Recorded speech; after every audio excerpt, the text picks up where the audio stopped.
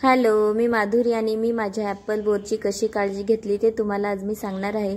इथे बघा Apple bore आहे आणि ॲपल बोरला खूप फुले आलेली आहेत आणि आता बघा छोटी छोटी फळे सुद्धा लागायला सुरुवात झालेली आहेत। आणि ही मोठी होण्यासाठी मी कोणतं खत दिलं ते तुम्हाला आज मी सांगणार आहे आणि व्हिडिओ स्किप न करता पूर्ण बघा म्हणजे तुम्हाला समजेल। ॲपल बोर लावून 2 वर्ष झालेले आहेत आणि फळे आणि फुले येण्याच्या आधी सुद्धा एकदा मी त्यांना खत दिलेले होते आणि माझ्याकडून तो व्हिडिओ बनवता आला नाही, म्हणून सेकंड टाइम मी कोणतं खत दिलं ते तुम्हाला इथे मी सांगणार आहे।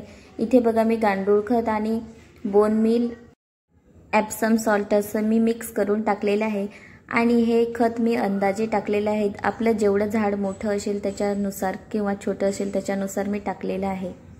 हे खत मातीमध्ये चांगलं मिक्स करायचं आणि नंतर पाणी द्यायचे आणि झाड अशा ठिकाणी ठेवायचं जिथे 2-3 तासाचं चांगलं ऊन येईल अशा ठिकाणी ठेवायचं, म्हणजे झाडाची चांगली वाढ पण होईल आणि फळं सुद्धा मोठी होण्यास मदत होईल। जेव्हा ॲपल बोरला फुले येतात तेव्हा आपल्या आजूबाजूला फुलांची झाडे सुद्धा लावायची, म्हणजे मधमाशा आणि भुंगे वगैरे येतात आणि जेव्हा ते ॲपल बोरवर बसतात तेव्हा पॉलिनेशन होते आणि फुलाचं फळांमध्ये कन्वर्ट होते आणि पॉलिनेशन झाल्यामुळे भरपूर फळं लागतात।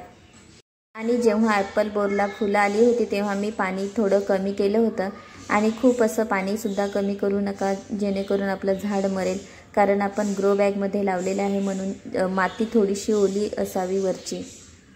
तुमच्या बागेमध्ये जर ॲपल बोर नसेल तर लावून बघा, फळं खूप छान येतात आणि ऑर्गॅनिक पद्धतीने आपल्याला ॲपल बोरं खाण्यासाठी मिळतील, म्हणून एकदा नक्की लावा। इथे बघा बोरं किती मोठी झालेली आहेत आणि फक्त मी 2च टाइम खत दिलेला आहे। आजचा व्हिडिओ आवडला असेल तर लाईक करा आणि पुढचा पार्ट बघायचा असेल तर सबस्क्राईब करून ठेवा। जर व्हिडिओ माझा पहिल्यांदाच बघत असतील तर लाईक करा, सबस्क्राईब करा आणि बघितल्याबद्दल खूप खूप थँक्यू।